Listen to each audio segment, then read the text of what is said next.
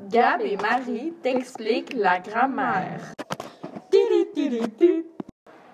Comment identifier un participe passé?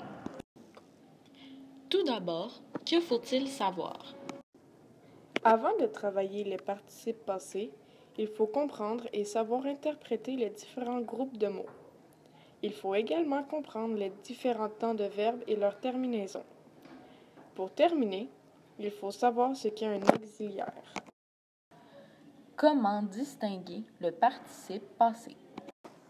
En premier lieu, les participes passés sont reconnaissables grâce à leur terminaison en « en « i » ou en « u ». Lorsque le participe passé se termine en « et », on le différencie de l'infinitif avec le truc suivant. Si le verbe peut se remplacer par mordre, la terminaison sera en « er ». Dans le cas contraire, si on peut le remplacer par mordu, il se terminera en « et ». Voici quelques exemples. A. Gaston a lu un livre. Dans cette phrase, le participe passé lu, employé avec l'auxiliaire avoir, se termine en U. B. J'ai acheté une chèvre.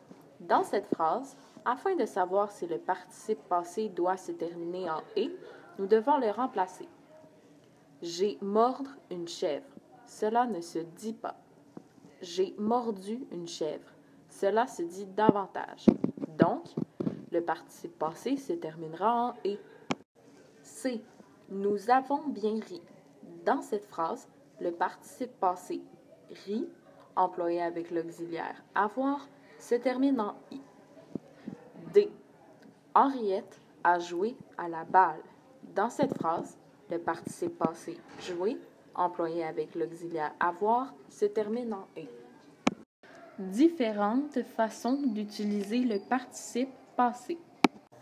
Le participe passé peut être employé seul avec l'auxiliaire être ou l'auxiliaire avoir. Il y a deux principales façons de le reconnaître. Numéro 1. Lorsqu'il est employé seul, le participe passé sera près d'un nom ou du sujet. Il s'accordera en genre et en nombre avec le nom ou le pronom dont il dépend.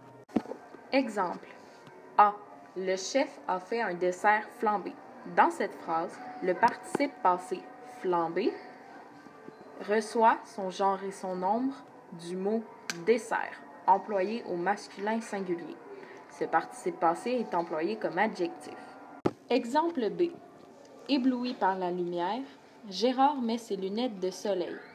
Dans cette phrase, le participe passé ébloui est employé seul. Il reçoit son genre et son nombre du nom Gérard, accordé au masculin singulier. Lorsqu'il y a un auxiliaire, être ou avoir, le verbe est un participe passé. Voici des exemples. Exemple A. Gabriel a vu un chat noir.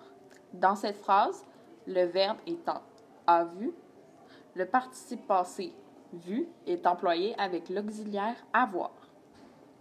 Exemple B. Marie-Ève est allée au restaurant. Dans cette phrase, le verbe étant est allé, le participe passé aller est employé avec l'auxiliaire être. On espère que cette capsule vous aura aidé.